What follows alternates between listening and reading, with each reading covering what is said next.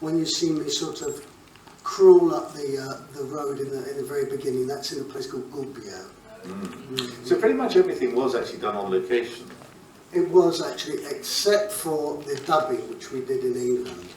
Now it's interesting you were talking to me about the dubbing, and you were saying, please build on that dubbing, just redoing the words, you can actually totally change the performance. Yes, I think with an eye and an ear to try now to speak a sort of certain classical English, I was looking forward to the dubbing procedure very much, and most actors absolutely detest it because they feel that once they've done it as a performance, then that's how you should leave it. But I found that I could change a hell of a lot during dubbing. And there was one dub I remember when Franco said, "Darling, look," he said, "it's seven lines long. If you can get it right in one, you can have anything you want." So I said, "Okay."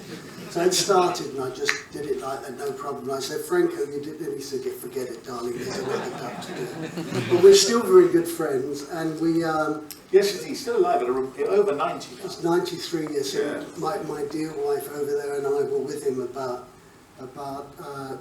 6 months, a year ago, and he was so sweet. You know, he said, "Leonard, I just wish that we really got to know each other better and become really close friends, and thank you for coming, and please ask Lynn and yourself to stay with us. I'd love for you to stay in my house for about a week or 2 weeks," which was a great honour for him, you know.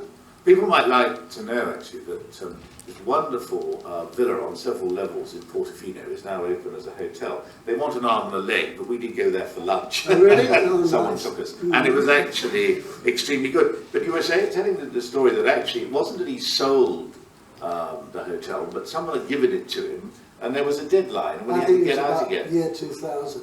Yeah. Well, even though, this is very interesting actually, because it ties up, even though we didn't get paid very little, but you know, we would have done it for nothing because what a chance.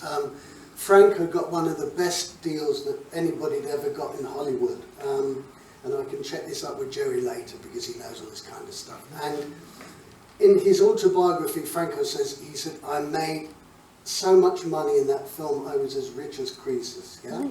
And we were invited to the villa once, and when we were there, we were sitting outside, and a big lunchtime gong went, dong, and then out of everywhere, bushes and everything, came about 30 people we didn't even know were staying there.